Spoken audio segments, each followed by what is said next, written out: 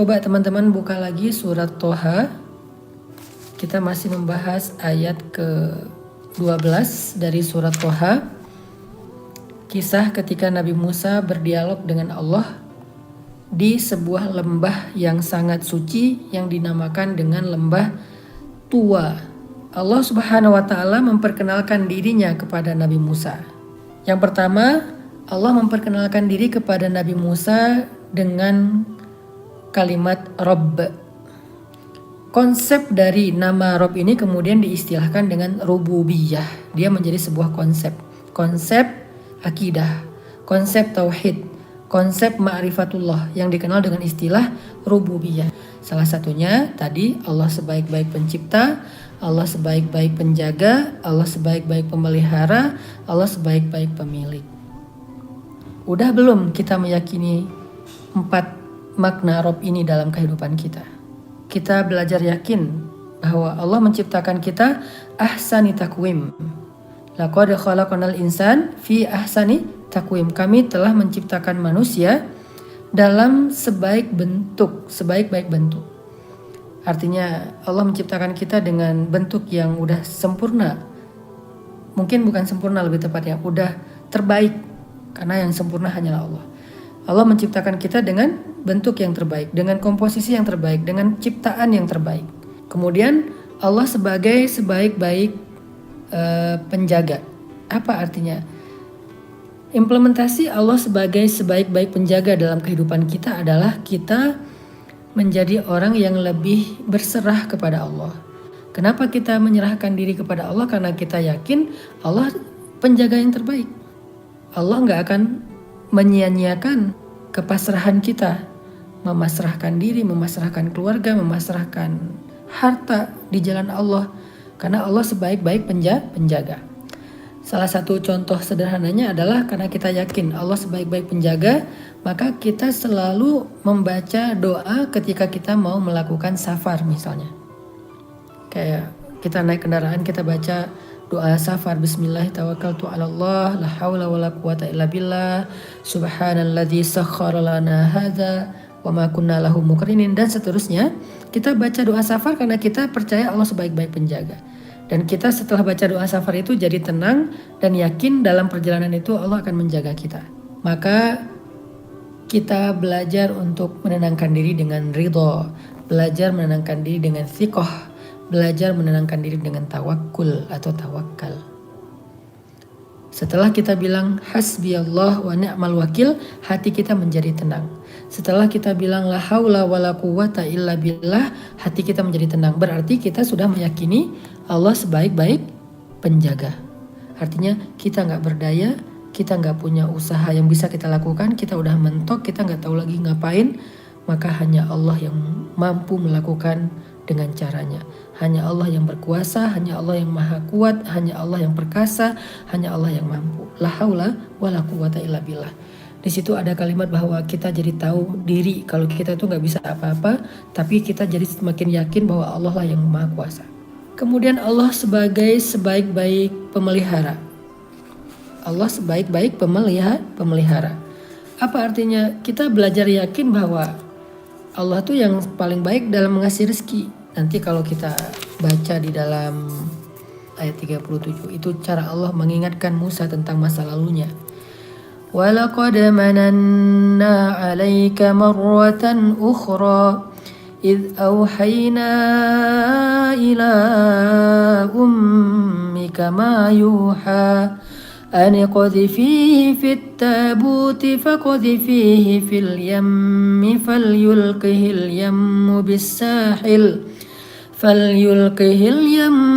بِالسَّاحِلِ يَأْخُذْهُ عَدُوٌّ لِّي وَعَدُوٌّ لَّهُ وَأَلْقَيْتُ عَلَيْكَ مَحَبَّةً مِّنِّي وَلِتُصْنَعَ عَلَىٰ عَيْنِي إِذْ تَمْشِي أُخْتُكَ فَتَقُولُ هَلْ أَدُلُّكُمْ عَلَىٰ مَن يَكْفُلُهُ فَرَجَعْنَاكَ إِلَىٰ أُمِّكَ كَيْ تَقَرَّ عَيْنُهَا وَلَا تَحْزَنَ وَقَتَلْتَ نَفْسًا فَنَجَّيْنَاكَ مِنَ الْغَمِّ وَفَتَنَّاكَ فُتُونًا فلبثت سنين في أهل مدين ثم جئت على قدري يا موسى.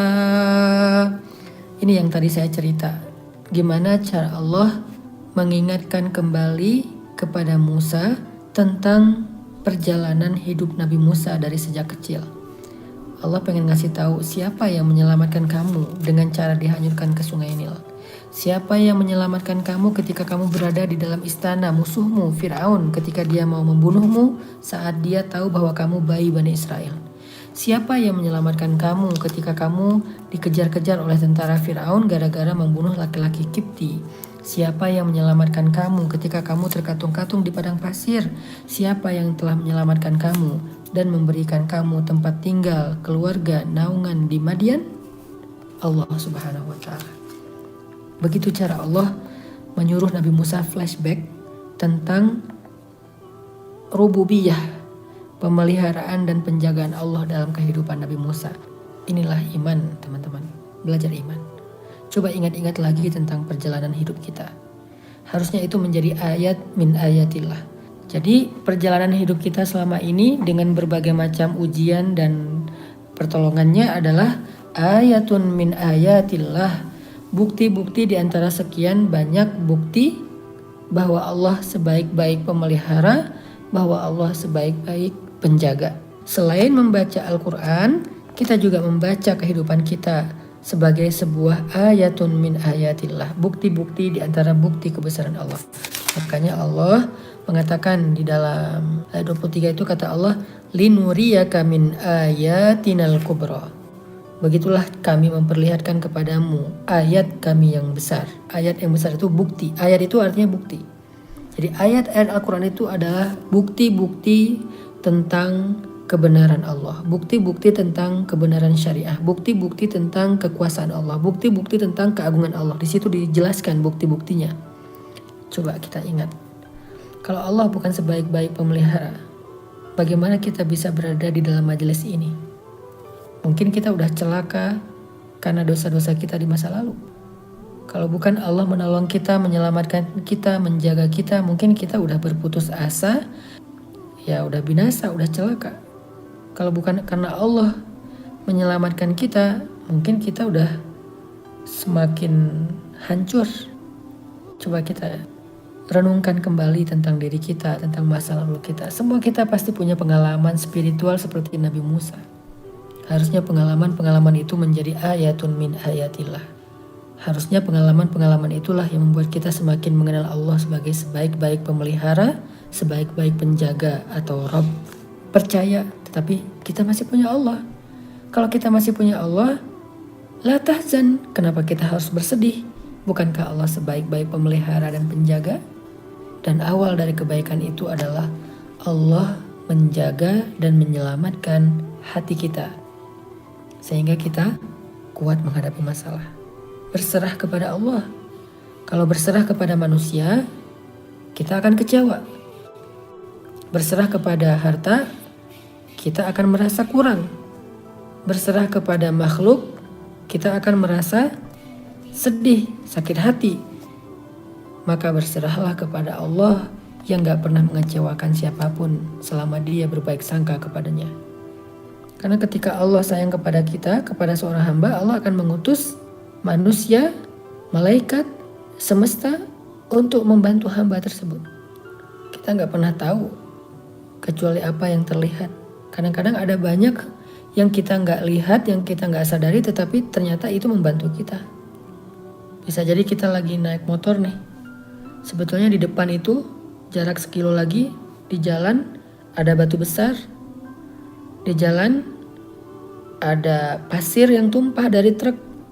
Sehingga ketika kita lewati jalan itu, kita mungkin akan terpeleset sehingga jatuh. Tapi Allah Subhanahu wa Ta'ala telah mendatangkan seseorang yang baik hati melewati jalan itu atau ada di situ. Kemudian Allah bujuk hatinya sehingga dengan hati yang baik itu dia pun memindahkan batu dari jalan. Dia pun membersihkan pasir dari jalan. Sehingga dengan itu saat kita lewat, kita tidak akan terpeleset. Tapi kan kita nggak ngelihat. Kita nggak tahu ada kejadian itu kan. Kita taunya jalan kita aman-aman aja. Itulah kenapa Allah bekerja dalam misteri. Allah seringkali bekerja dalam gaib. Yu'minuna bil gaib, beriman kepada yang tidak tampak. Kita nggak boleh hanya beriman kepada yang syahadah, yang tampak. Kita juga harus beriman kepada yang gaib, yang tidak tampak, yang Allah rencanakan, yang Allah lakukan. Kita nggak harus tahu, tapi kita yakin bahwa Allah melakukan itu. Kalau kita hanya menyimpulkan yang tampak-tampak saja, berarti kita nggak pakai iman dalam hidup, hanya pakai indera. Karena kita hanya pakai indera, akhirnya kita banyak mengeluh. Akhirnya kita banyak khawatir. Akhirnya kita kurang bersyukur. Akhirnya kita nggak pernah belajar. Akhirnya kita nggak tahu cara berpasrah dan berserah kepada Allah. Karena kita cuma pakai indera yang penglihatan. Kalau kita nggak ngelihat, kita nggak percaya. Padahal Allah bekerja dalam diam. Allah bekerja dalam gaib yang tidak terlihat. Allah mengutus orang-orang baik untuk menolong kita, menyelamatkan kita tanpa kita sadari.